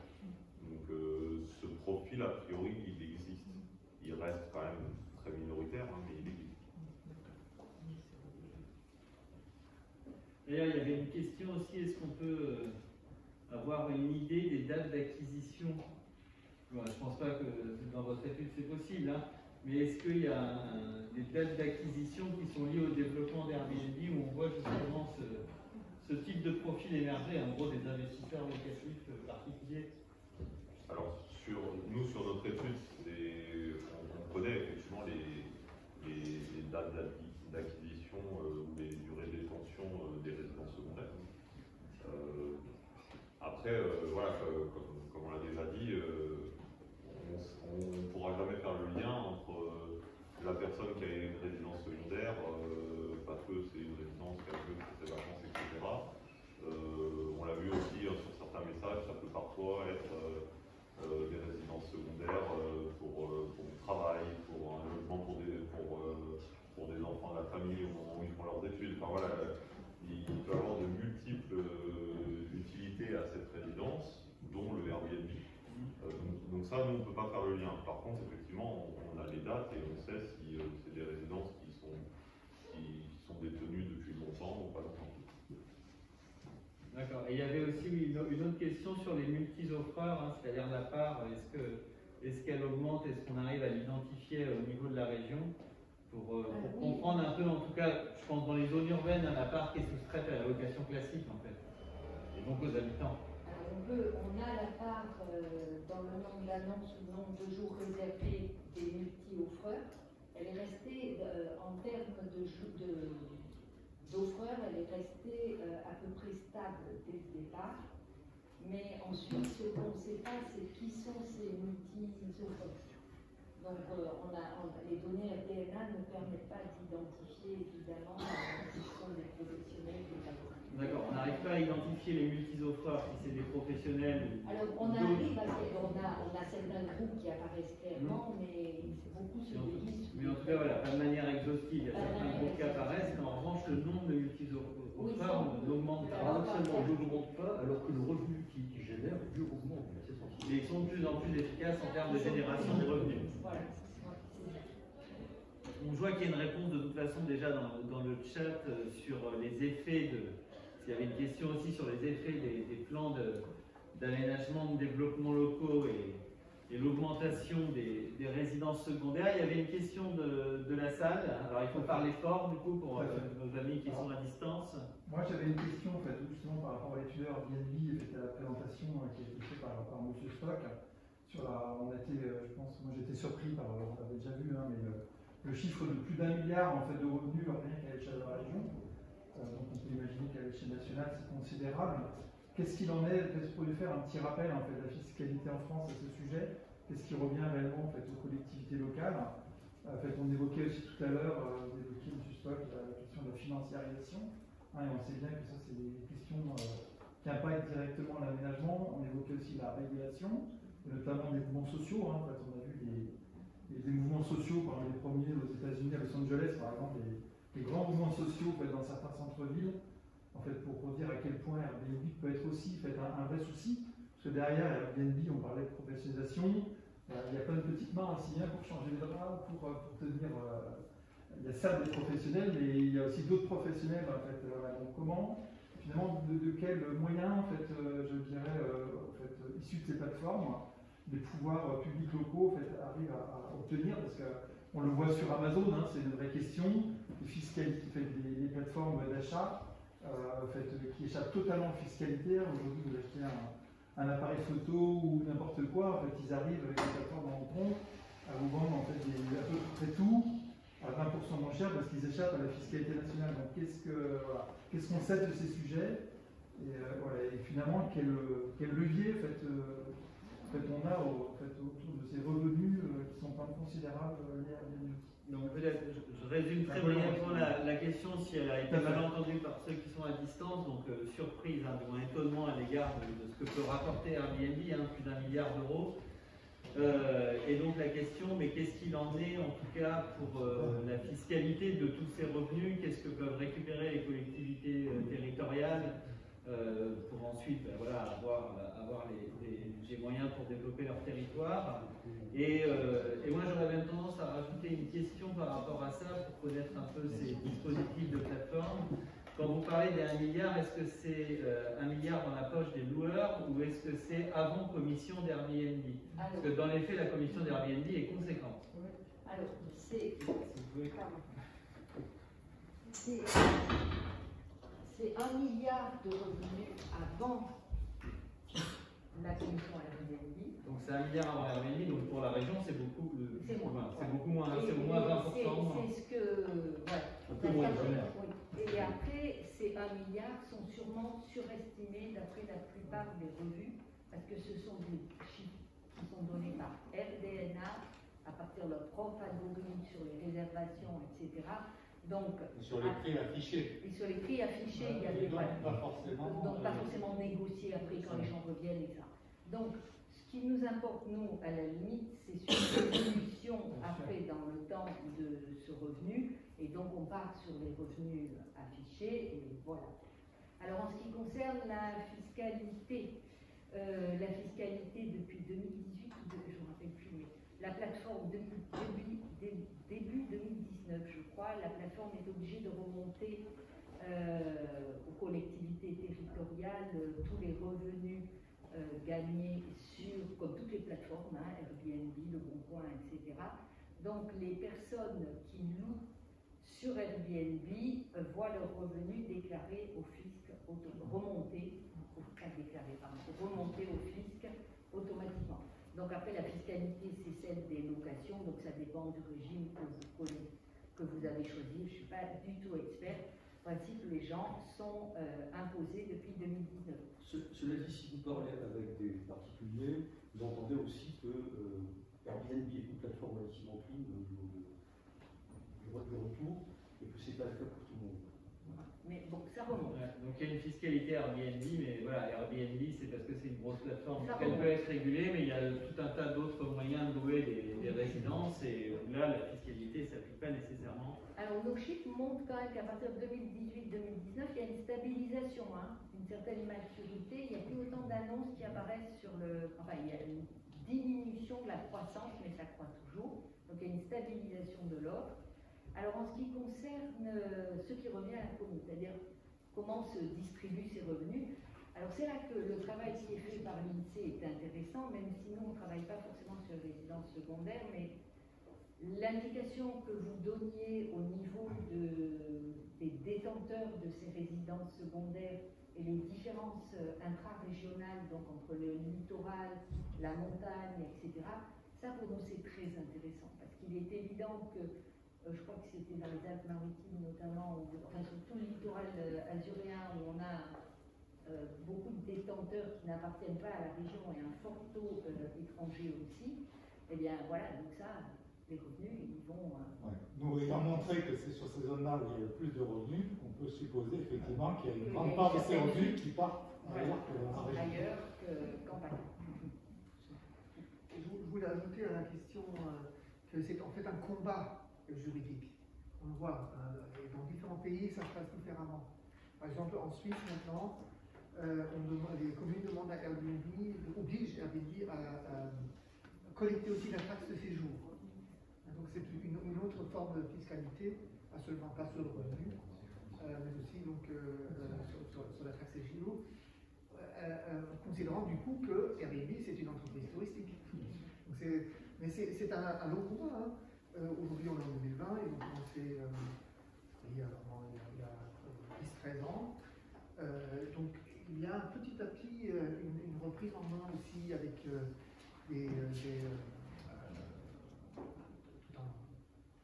juridique déployé, des plaintes déposées au tribunal, donc attente d'une juridiction aussi, une jurisprudence aussi.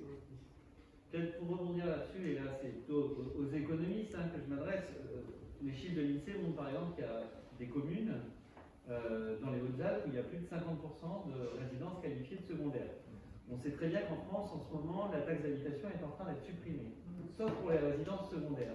Est-ce qu'on n'est pas, finalement, est-ce que ça va pas créer des disparités territoriales, enfin des spécialisations où il y aura une ressource qui est la taxe d'habitation dans certaines communes quand elle va disparaître complètement dans d'autres?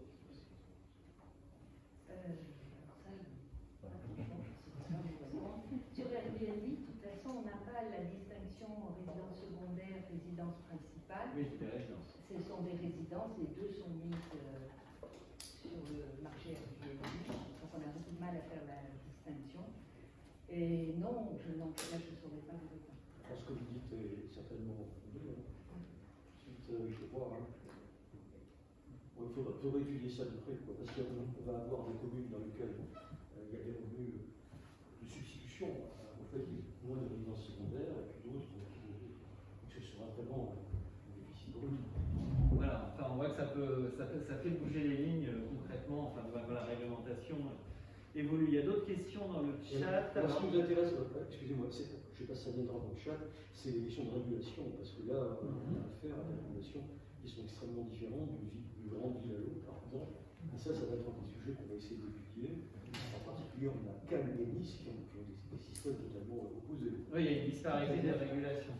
Et est-ce que vous avez l'impression que du coup les régulations elles sont imaginées en fonction de stratégies, c'est-à-dire des communes qui vont mettre par exemple une régulation relativement souple sur les locations pour développer ce type d'hébergement, ou est-ce qu'au contraire on régule parce qu'on se dit c'est un peu, pour l'instant c'est un peu le Far West vu que ça arrive par les plateformes et ça n'a jamais été encadré, donc on va encadrer mais il n'y a pas encore de je vais dire des choses un peu grands axes.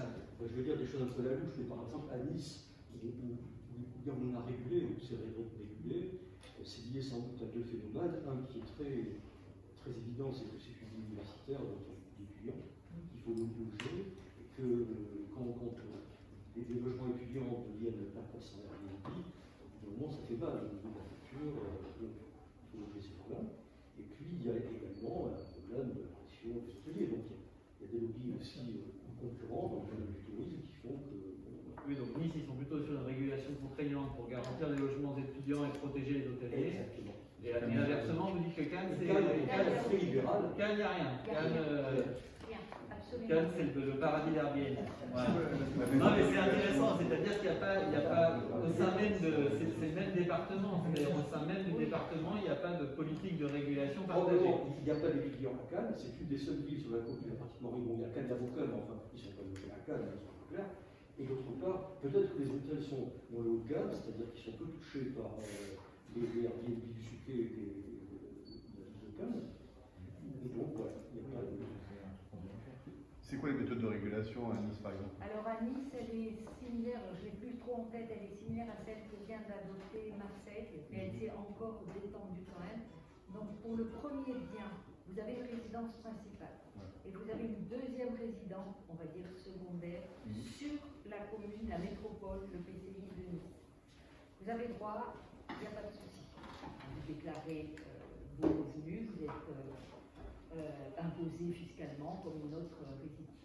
À partir de votre deuxième résidence secondaire sur la commune de la métropole de Nice, vous êtes, dans le deuxième achat, vous êtes obligé, à partir de 2020, 2021, ça a encore changé là, en 2021, d'obéir à la règle de la compensation. C'est-à-dire, si j'avais une résidence secondaire sur Nice, en plus de ma résidence principale, et que j'achète une seconde résidence secondaire, eh bien, il va falloir que j'achète et que je mets en Airbnb un local similaire, c'est le principe de la compensation, un troisième appartement, un quatrième, là, pour le mettre en location longue durée. C'est très dissuasif. D'accord? Mais c'est très dissuasif, mais c'est toujours sur la même commune de Nice. Donc il suffit que je l'achète à Saint-Laurent. Donc le grand enjeu de la réglementation, c'est pas tant que les villes éloignées comme Cannes et Nice, c'est entre la ville et les communes limitrophes, c'est notamment ce que montrent nos collègues de Bordeaux. Si vous réglementez Bordeaux ou vous réglementez Nice, qui va bénéficier de cette réglementation? Il est possible que ce soit les communes limitrophes. Donc voilà, l'enjeu de la réglementation, c'est bon, on avait le dumping fiscal au niveau européen, on a le dumping réglementaire au niveau local sur les locations. Là, il y avait une autre question aussi dans le chat, et tout ça c'est lié, hein, on parle des résidences secondaires, de l'évolution, mais finalement, le parc de résidences principales, en tout cas dans les Bouches-du-Rhône, semble augmenter. Et le nombre de logements vacants également augmenter. C'est-à-dire, est-ce que finalement la hausse des résidences, en tout cas mises en location, même si elles ne sont peut-être pas fiscalement déclarées comme résidences secondaires, mais en tout cas la hausse des résidences mises en location, est-ce que finalement elle est indexée aussi sur la hausse du nombre de résidences disponibles sur le territoire? Et dans ce cas-là, finalement, cette hausse-là ne ferait que respecter des statistiques, il y a des équilibres anciens ou pas? C'est une bonne question, il faut qu'on lui Nous, on a regardé, hein, et dans notre typologie, la dernière diapo, je suis passé un peu vite, mais effectivement, on compare les évolutions entre le parc de résidence principale et le parc de résidence secondaire. Alors après, on parle des logements vacants, c'est vrai que c'est pas toujours évident de faire la distinction entre... parce que quand on veut regarder ces évolutions, là pour le coup on n'est plus sur des sources fiscales, parce qu'on n'a pas de recul historique pour faire ces évolutions, donc on est sur le recensement de la population. Et donc sur le recensement de la population, on a une définition de la résidence secondaire qui est un tout petit peu différente de celle qui a été utilisée là pour l'étude. Donc effectivement, on regarde ces évolutions et on se rend compte hein, qu'il y a des zones qu'on a appelées justement zones en concurrence, etc., où il y a une plus forte évolution du parc de résidence secondaire que du parc de résidence principale. Donc là, il y a un vrai, voilà, par exemple, et ça peut être le cas sur certaines communes, on l'avait vu notamment sur la ville de Nice, qui est très touchée hein, par le phénomène Airbnb, on l'a dit. À chaque nouveau logement, il y a une part très importante qui va directement en résidence secondaire. Alors après, après, il faut toujours mettre ça en regard aussi avec l'évolution de la population, la demande, est-ce qu'il y a un besoin en logement, etc. Enfin, c'est des choses qui sont assez compliquées à regarder, à maîtriser. Voilà. Mais effectivement, j'ai remis la courbe où on voit effectivement, donc ça c'est l'étude INSEE. Hein. C'est au niveau régional ça. Au niveau régional, on voit effectivement qu'à partir un peu après 2010, on voit que la part des résidences secondaires, en tout cas par rapport, en tout cas l'augmentation du nombre de résidences secondaires est plus forte que l'augmentation du nombre de résidences principales. C'est ça. Voilà. Et sur certains territoires, c'est encore plus. Question, mais je m'embête, mais sur la carte en général, il y a un territoire qui semble échapper aux résidences secondaires au PACA. C'est le petit territoire du Paillon où il n'y a pas de données ou c'est juste qui est tout le temps en blanc? Non, alors le territoire des Paillons, c'est un peu comme c'est un territoire, parce que là on est sur les intercommunalités. Alors c'est un tout petit territoire et effectivement il est très spécifique. Là, je n'ai pas précisé, mais effectivement, sur la carte, on a 3 territoires en blanc là, qui n'ont pas de caractéristiques vraiment marquées à proprement dites. Et alors, c'est pas qu'on n'a pas de données, mais c'est qu'il n'y avait pas de caractéristiques marquées qui les distinguaient. Mais ce territoire-là est vraiment très atypique dans beaucoup de statistiques. Il ressort souvent dans nos études comme étant un peu atypique. Pour ceux qui connaissent la région, la base d'Alès du Paillon est occupée par le quartier populaire. C'est pas le Paillon. C'est le Paillon au centre de PACA.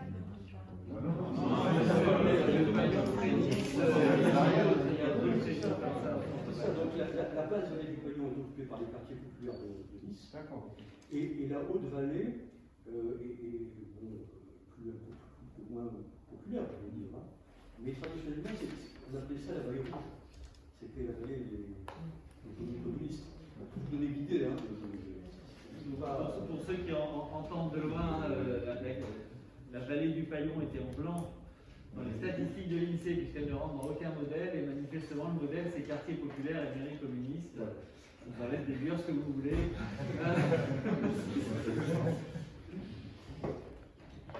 Donc voilà.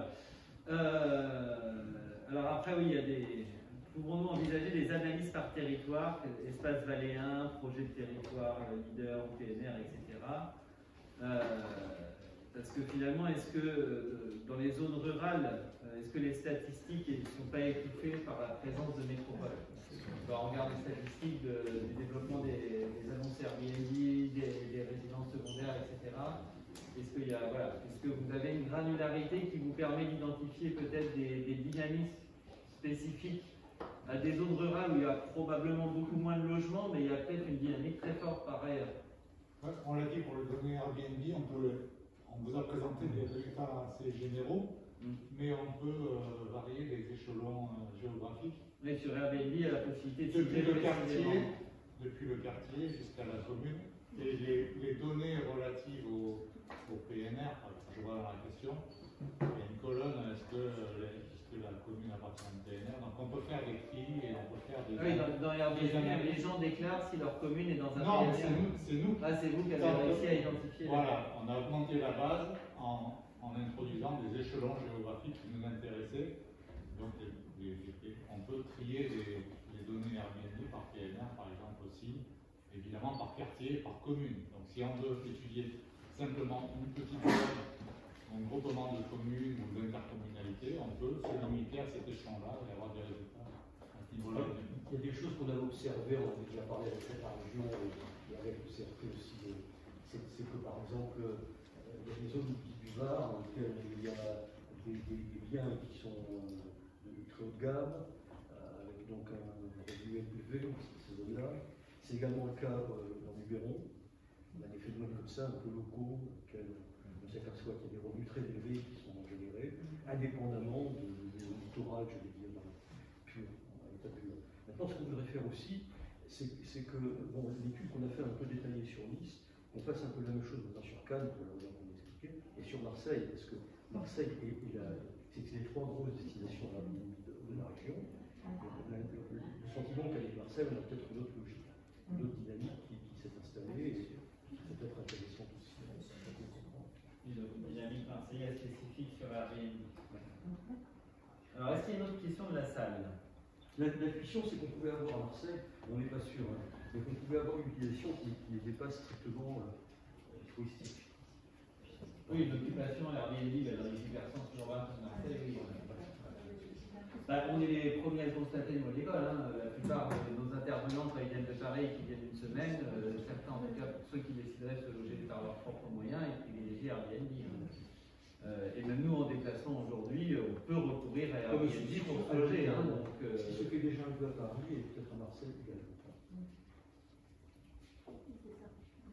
Alors, il y a Sigolène qui nous met sur le chat des données qui permettent des évolutions de long terme sur différents échelons territoriaux. Elle vous a mis accès aux statistiques locales de l'INSEE.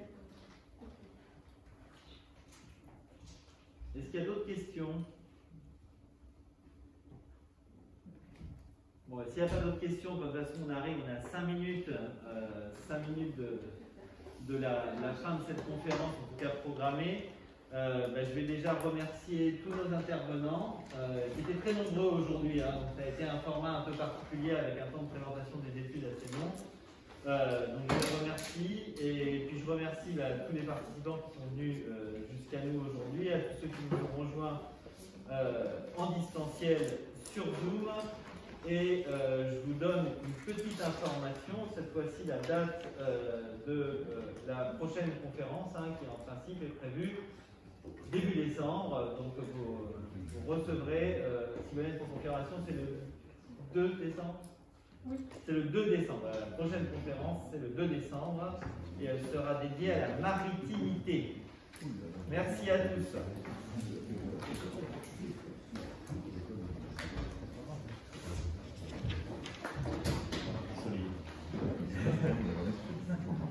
C'est